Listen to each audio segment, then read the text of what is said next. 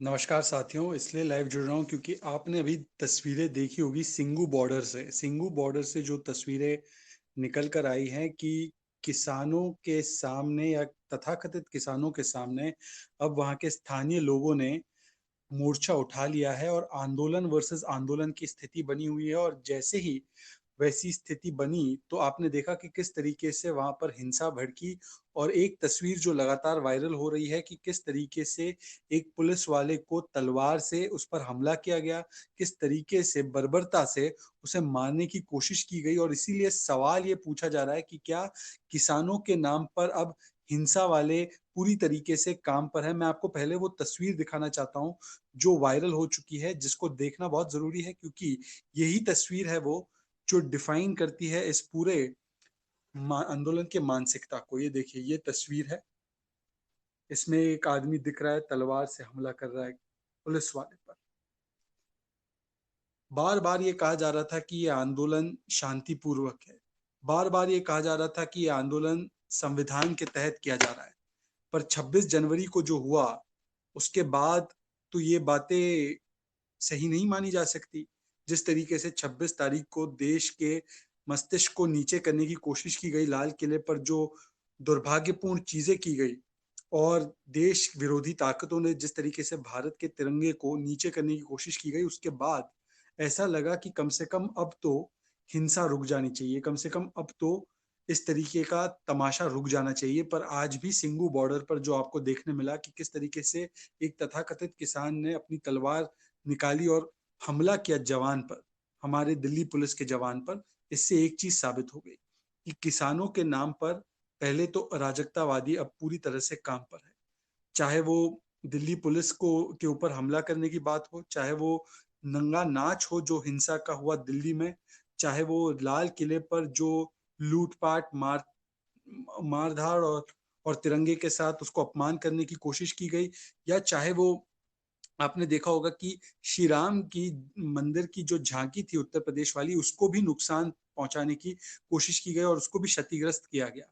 तो सवाल यह है कि क्या किसानों के नाम पर हिंसा भड़काने वाले अब पूरी तरीके से खुलकर काम पर आ चुके हैं? अगर ऐसा है तो राजनीतिक दल जो अपने आप को बाबा साहेब आम्बेडकर और महात्मा गांधी के अनुयायी बुलाते हैं, वो क्यों ऐसे हिंसक आंदोलनों का लगातार समर्थन कर रहे हैं? उनका स्टैंड क्या है लाल किले पर जो घटना हुई? उनका स्टैंड क्या है जो सिंगू पर घटना हुई?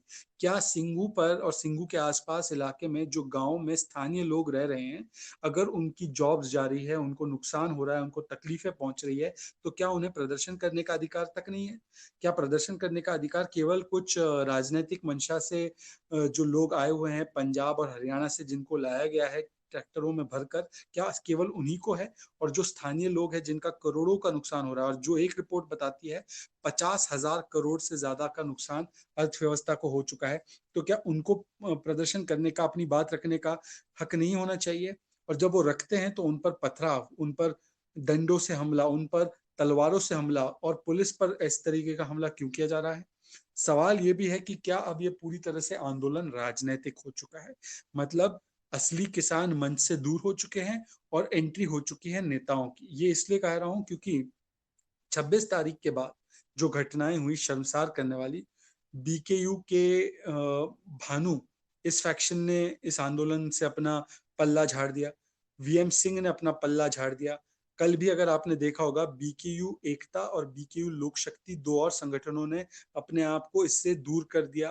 कक्का जी ने भी जो बातें रखी कि टिकैत जो भड़काऊ बयान दे रहा है उससे अपने आप को थोड़ा सा अलग कर दिया। तो सवाल ये पैदा होता है कि जब जब किसान गुट और किसान नेता जो अब तक इस पूरे आंदोलन के पीछे थे, वही कह रहे हैं कि अब ये आंदोलन हिंसात्मक हो रहा है, देश विरोध में हो रहा है, तो जब वो अलग हो रहे हैं और राष्ट्रीय सम्मान के लिए वो अलग हो रहे हैं, राष्ट्रीय एकता के लिए वो अलग हो रहे हैं, तो अब क्या उनकी जगह नेताओं ने ले ली है? क्योंकि आज मंच पर आपको अजीत सिंह के बेटे जयंत चौधरी दिखे, आज आपको वहीं पर आम आदमी पार्टी के लोग दिखे, मनीष सिसोदिया जा रहे हैं, अरेंजमेंट हो रहा है। कल रात को ये खबरें भी थी कि राकेश टिकैत का वो रोने वाला जो वीडियो है, उसको वायरल कराने में कुछ राजनीतिक दलों का हाथ था। कांग्रेस पार्टी भी सियासत में उतर आई है और कांग्रेस पार्टी की एक नेत्री है पंखुड़ी पाठक, वो कहती है कि कौन से पॉलिटिकल नेता को गाजीपुर बॉर्डर पर जाना चाहिए। मतलब खुले और खुले आम वो कह रहे हैं कि ये तो मंच अब राजनीतिक बन गया। तो क्या किसानों के मंच को राजनीति ने हाईजैक कर लिया है, जैसे इन संगठनों ने हमारे बॉर्डर्स को हाईजैक किया है? क्या किसानों के नाम पर मोदी विरोध वाली सियासत काम पर है? क्या किसानों के नाम पर हिंसा भड़काऊ वाले काम पर है? और जो हिंसा भड़काएंगे फिर वो जिम्मेदारी भी नहीं उठाएंगे। अब ये जो केस हुए हैं इन तमाम नेताओं के खिलाफ, इन्होंने तो कहा था कि हम पुलिस के पास चले जाएंगे, हमने अगर कानून तोड़ा है तो कुछ छिपाने लायक है नहीं। हालांकि सुप्रीम कोर्ट को भी इन्होंने दिया हुआ वादा तोड़ा, पुलिस को भी दिया हुआ वादा तोड़ा, सरकार बातचीत कर रही थी उसको भी नजरअंदाज कर दिया। पर अब ये किसान नेता और हिंसा भड़काने की कोशिश कर रहे हैं, इनके लगातार जो बयान आ रहे हैं। अब बातें बार बार कही जा रही है दीप सिद्धू की। तो दीप सिद्धू के बारे में इतना कहना जरूरी है कि दीप सिद्धू पर तो कार्रवाई होनी चाहिए, एफआईआर उस पर हो गई। पर दीप सिद्धू को केवल और केवल बलि का बकरा बनाने वाले लोग इस बात का जिक्र क्यों नहीं करते कि भड़काऊ बयान तो चढ़ूनी ने भी दिए, भड़काऊ बयान तो युद्धवीर सिंह ने भी दिए, भड़काऊ बयान तो टिकैत ने भी दिए, भड़काऊ बयान तो किसानों के कई नेताओं ने दिए। और दीप सिद्धू के साथ तो कांग्रेस वाले की फोटो है, अजीत सिंह की। दीप सिद्धू के अलावा आईटीओ में जो लोग थे उसमें भी कांग्रेस वाले पाए गए। तो क्या ये लोग भी जिम्मेदार हैं?